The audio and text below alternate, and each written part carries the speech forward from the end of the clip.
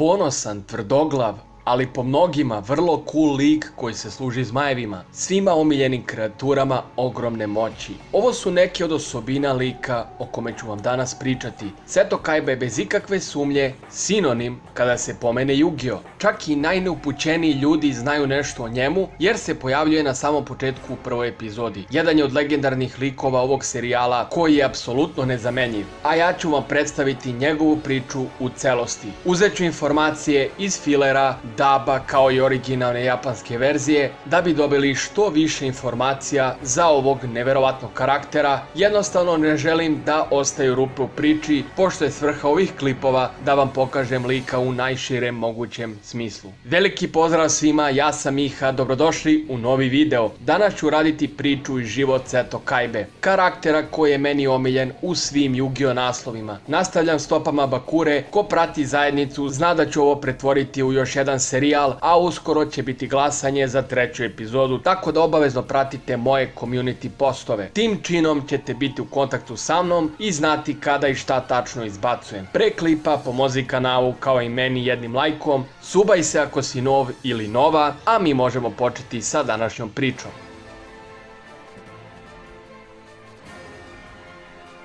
Za bogataša sa velikim egom na prvi pogled ne bi se reklo da je imao toliko teško detinjstvo. Međutim, ako ste nekim slučajem isključivo prativi anime verziju Keno materijala bez gledanja filera, nećete znati njegovu pravu priču. Vrlo rano ostaje bez roditelja sa mlađim bratom Mokubom. Tada je imao samo 12 godina, a on 7. Ostatak rodbine iskoristio je to da im uzme sve, a njih pošalje u sirotište. Prvog dana u sirotištu Seto je obećao Mokubi da će se brinuti o njemu bez obzira na sve. Iako u teškoj situaciji lepo su provodili slobodno vreme igrajući razne igre, uključujući i šah, što će uskoro postati ključan detalj u njihovim životima, a Seto je još uvek bio pozitivna i nasmejana osoba. Često su bili u situacijama gde ih druga deca maltretiraju, prevashodno Mokubu zato što je neiskvaren i naivan, ali njegov stari brat je uvek bio tu, čak i ako je morao fizički da se obračunava sa siledžijama. Život nije bio previše divan prema njima, mlađi brat delovao je izgubljeno, izjavivši da će verovatno ostati u sirotištu, dok je stariji imao druge planove. Delovalo je kao da će se Mokubini strahovi obistiniti. Srećom dolazi ključan moment u njihovim mladim životima, pa im se pruža prilika da obrnu položaj u kome se nalaze za 180 stepeni. Jednog dana Gozaburo Kaiba, bogati vlasnik kompanije za pravljanje oružja, posećuje njihovo malo mesto. Seto, koji je voleo šah i pratio Gozaburove mečeve na TV-u, izaziva ga na meč pod uslovom da ako on pobedi usvoji njegovog brata i njega. Nakon partije Seto pobeđuje, a Gozaburo nema puno izbora pošto je Seto spreman da javno kaže da ga je dete pobedilo u njegovoj igri. Na taj način njih dvojca su konačno usvojeni i to ni manje ni više nego od strane multimilionera. On je inače bio vrlo striktan očuh, prevashodno prema Setu jer je stariji terao ga je da uči non stop, a od Gozabura dobili su i svoje poznato prezime Kaiba. Karakter mu se menja, što i samo Kuba rekao u jednoj epizodi kad Gozaburo odlučuje da ga stavi na biznis probu, on uspeva da prođe test i zaradi desetostruko više novca. Tada polako postaje arogantan, očuhu je stalno predlagao da kompaniju promeni, davavši mu razne ideje, međutim ovaj nije hteo ni da čuje. Kasnije dolaze u pat poziciju gde obe strane posjeduju isti procenat korporacije ili ti 49%. Mokubin deo će odlučiti ko je većinski vlasnik. Bez obzira što se Seto loše poneo prema svom bratu, isti ga nikada ne bi izdao, staje na njegovu stranu, a Gozaburo gubi vlasništvo nad firmom. U mangi oduzeo sebi život, nakon ovoga u animeu se pojavljuje tokom filler arka njegovog sina Noe da bi se osvetio Setu.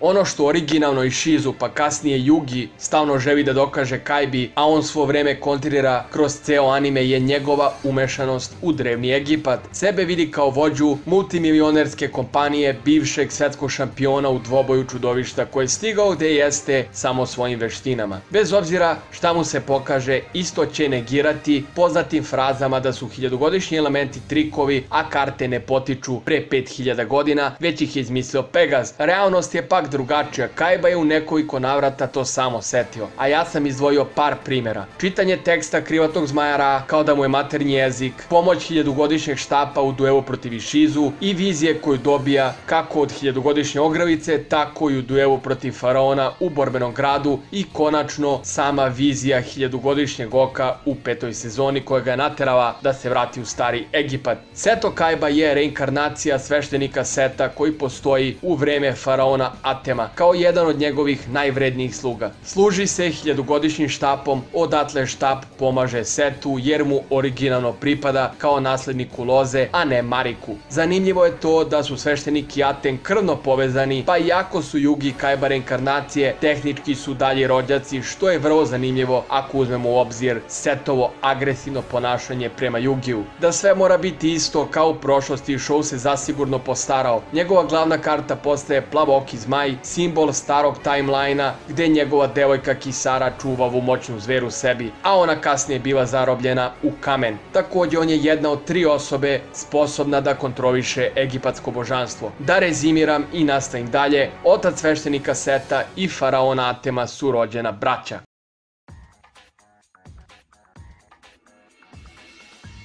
Debituje u epizodi 1, baš kao i ostali glavni likovi. Predstavlja prvu prepreku koju protagonista mora da prođe u svojoj avanturi. Jedno od najvažnijih pitanja koje sam ja imao kao klinac bilo je odakle Setu 3 plava zmaja. Karta koja je toliko retka da postoje samo 4 na svetu, a Yugijevom dedi spreman je da da pun kofer karata za njegovu kopiju zmaja. Ključne detalje imamo samo u mangi gde je lepo objašnjeno odakle mu sva 3. Prvo, potrošio je mnogo novca da uopšte locira ljude koji ga posjeduju. Kao klinac, Mokuba mu je crtao plavog zmaja i on je uvek želeo da posjeduje ovu neverovatnu kartu. Nakon lokacije ljudi koji posjeduju plavog zmaja, niko nije želeo da mu proda kartu poput Solomona. Na prvom vlasniku iskoristio svoju moć da im kompanije dovede do bankrota, drugog je prisilila mafija, a treći je definitivno prošao najgore jer je izvršio samoubistvo. Da, vrlo mračna priča, ali i važna ako želite da znate šta se zaista desilo. Seto sada ne izgleda kao baš fina ličnost,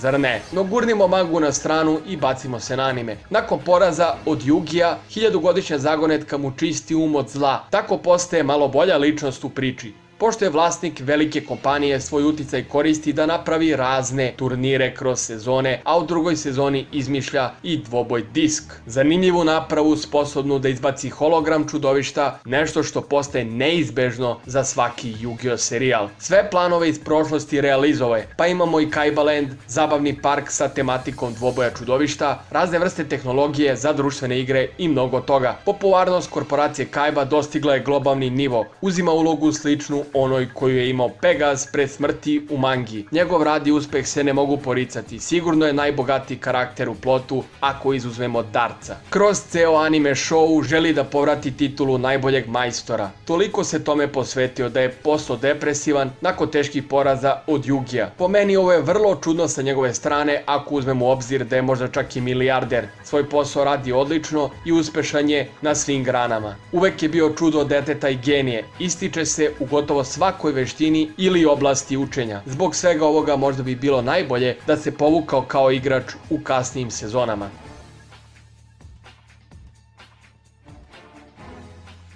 Smatra se vrlo teškom, arogantnom, sarkastičnom, nepristojnom i sebičnom osobom. Stalno žudi za moći i veliki je narcis. Neki to ne vole toliko pa ga u celini mrze kao što sam već rekao. Manga i sezona 0 Kaiba su dosta opasniji od anime verzije. Loše se ponaša prema svima izuzev Mokube, naime omalovažava druge ljude neprestano nazivajući ih pogrdnim nadimcima. Što se tiče samog Setovog karaktera, posjeduje nešto što možete vidjeti u pravom svetu, te ću sada pokušati da vam objasnim razlog zašto je uvek napet, ne ume da se zabavi ili pak opusti u životu. Stvar koju imam i u svojoj kući bio bi najbolji primjer Kaibe. Moj deda je kroz život prošao svašta i sada u stare dane je vrlo negativna osoba. Kada steknete uspeh u teškim okolnostima poput rata ili gladi, imate običaj da budete takvi. Zato mi je sasvim jasno zašto se Seto ponaša kako se ponaša i iskreno ga ne krivim. Život nije bio previše divan prema njemu kada je bio klinac, međutim duboko u sebi on je itekako dobra osoba ekipa opet, poput mog dede, želi to iz svih napora da sakrije i predstavlja se moćno pred drugima. Pruža podršku Yugiju u borbi protiv Marika, čak mu i pozajmljuje kartu. Spasio je Tei život protiv retkih lovaca. Kasnije teška srca, moramo priznati, ali tehnički i dalje odlazi u Egipat da se bori na Faraonovoj strani protiv Zorka. Tokom Orikakosa vidno je potresen što je Yugi izgubio protiv Rafaela. Imate milion primjera gde pokazuje svoje dobre osobine. Samo se trudi da iskriva, a na vama je da pokušate da ih nađete. Probajte da potražite ovakav tip osobe u svom životu. Verujte mi, sigurno ćete je naći. Tvorac Yu-Gi-Oh! Kazuki Takahashi podelio je da Kaibin lik predstavlja osobu iz njegovog života. Iako javno nije rekao kome se radi, velika je šansa da je to u pitanju neki njegov muški prijatelj sa teškim detinjstvom. Najblažu verziju Kaibe možete vidjeti kada je u pitanju njegov mlađi brat, bez obzira šta se desilo, uvek je tu da ga zaštiti. Mada mogao bi da povede malo računa o njemu, pošto je kidnapovan nekolicinu puta u šovu.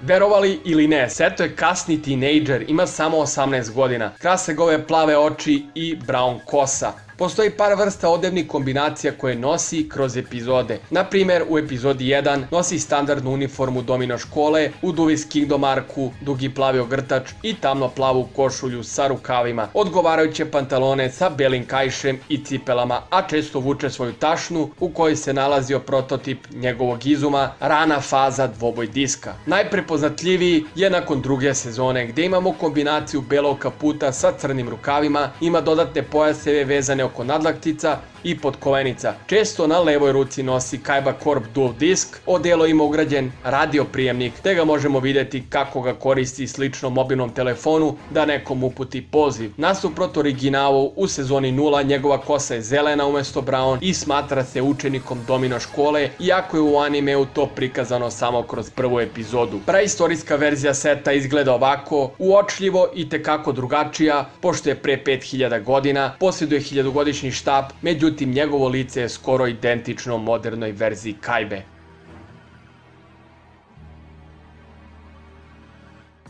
Ako nekom ni u ludilu ne smete suditi o veštinama, to bi bio Seto Kaiba, jedan od najboljih stratega u čitavom animeu. Gubio je duele samo zato što se oslanjao na veštine, umjesto na drevne moći 1000-godišnjih elemenata. Zbog toga je osoba koju najviše cenim i moj omiljeni karakter, jer se ne služi trikovima već samo svojim sopstvenim veštinama dvoboja. Ima veliku strast za razne igre, probao je godine kao neporaženi šampion u dvoboju čudovišta i šahu. Bez plot armora definitivno je na vrhu svih rang lista kao Yu-Gi-Oh! Majstor, možda jedini blizu njega bi bio Yusei.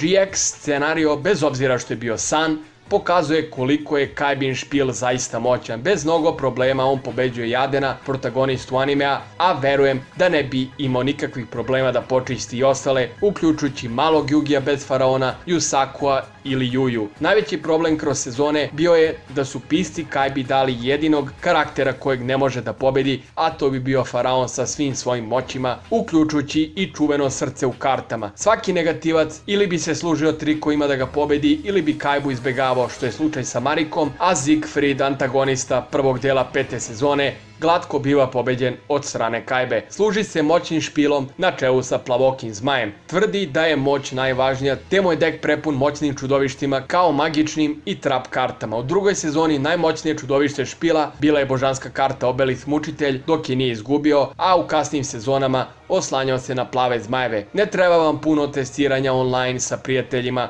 da bi shvatili moć ovog špila. Uglavnom će svojom ogromnom snagom pobediti svakog protivnika ako se radi o fair borbi 1 na 1, uključujući i Yugija, jer na Dueling Booku nemate srce u kartama da izvučete šta vam treba. Ukupno je odigrao 21 dvoboj, ima 14 pobjeda, 5 poraza, 1 nerešen ishod i 1 nezavršen duel sa Bakurom.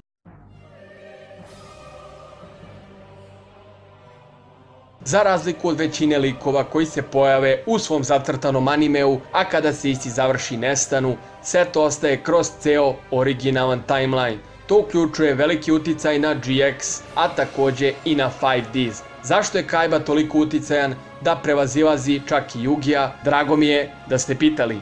Pošto sam već rekao njegova dostignuća u Duel Monstersu i pravljenje Dual Diska, mislim da odmah možemo preći na ostale. U GX-u je vlasnik Akademije dvoboja koju je kupio, izjavljuje u par scena da želi igru proširiti, što automatski znači da već sada čini više od bilo kog lika pre njega. Organizuje projekat ilustracije karata gde bi pobednički radovi bili stavljeni u vremensku kapsulu i poslati u svemir. Kada je Pegaz upoznao Aster Feniksa, naveo je Kaibu kao drugog najvećeg igrača posle Yu-Gi-a. Njegova kompanija odgovorna je za pretvaranje Domino grada u novi Domino, kao i stvaranje turbo duela. Najvažniji efekat Grudve je to da Kaiba nije samo izmislio turbo duel, već i samo sinhro prizivanje. Ovo nikada nije potvrđeno, ali ako saberete 2 i 2 možete sami shvatiti. I to bi bilo to od ovog videa. Seto Kaiba je definitivno karakter koji ima ogroman uticaj na celokupnu Yu-Gi-Oh franšizu. Nešto što čak ni protagonisti nisu uspeli da urade. Bez obzira da li ga volite ili ne,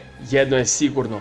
On predstavlja nezamenjivog i nezaboravnog rivala moćnih karata sa odličnom pričom. Sve što je ikada uradio bilo je za dobrobit njegove porodice, prevashodno mlađeg brata, od trenutka kada su ostali siročići do same priče Duel Monstersa. Odlična je suprotnost Yu-Gi-u i mislim da im se ličnosti zajednički dopunjuju. Sigurno su obojica profitirala zato što su sa druge strane morali da se suprotstave jedan drugom. Hvala vam na pažnji i nadam se da ste uživali u klipu, nešto novo naučili. Ja sam Miha, do sledećeg videa, šaljem vam svima veliki pozdrav! Pomislio sam, ako tamo negde postoji inteligentan život, onda hajde da ih naučimo da se bore.